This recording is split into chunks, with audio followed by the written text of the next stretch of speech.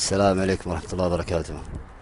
هذه السيارة بانوراما حملتها من عند البسام من الدمام إلى جدة الموافق يوم 18. وصلت يوم الأربعاء، صار لها حادث وما بلغونا عن الحادث إلا يوم السبت. طبعا لما جيت أطالب البسامي سعيد محمد البسامي أول تمس في مكتبه، طبعا رفض رفض تام التعويض. السيارة أتلفت كاملة، ما بقي فيها ولا شيء يصلح.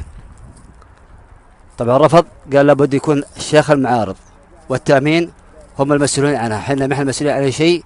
زي ما سلكم الحادث انتم في سيارتكم، فسال لنا احنا في التريلا حقتنا مع السائق. حاولت معه عدة مرات ورفض. فهذه عندكم انتم الحين الجريدة وانتم توصلون الرأي السليم. يعني المفترض ان البسامي سعيد البسامي، يعني زي هذه السيارة استلمها كاملة مكملة، استلمها كاملة مكملة زين.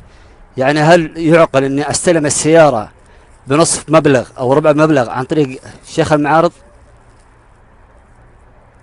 يعني لو اني جبت انا السيارة حقتي وديت الشيخ المعارض، حتى لو جابت لي هذا الواحد معليش، لكن سيارة اسلمها كاملة وجديدة وما فيها شيء، بانوراما مرسيدس، وارجع استلمها مطحونة طحن كامل، تقلبت 3 قلبات وقلبتين فوق التريلا.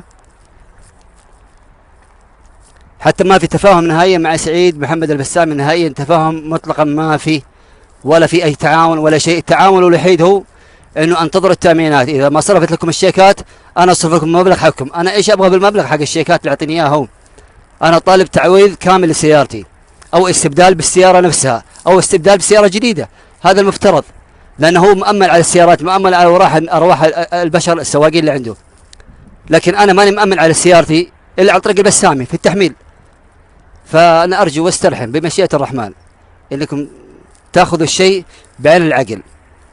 واتمنى يعني جميع الجرايد تنشرها في سبق، او اي جريده الكترونيه او اي جريده في المملكه العربيه السعوديه، يبينوا ان سعيد البسامي جده شايف انه هذا اسلوب غير تعاوني نهائيا، وظلم من ظلمات يوم القيامه.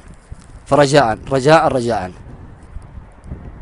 اتمنى من الله انكم تهتموا بموضوعي وموضوع اي انسان محتاج الوقفة الطيبة. اتمنى من الله ثم منكم، اتمنى. وشكرا حبيبي وما قصرتم، والله يجزاكم بكل خير.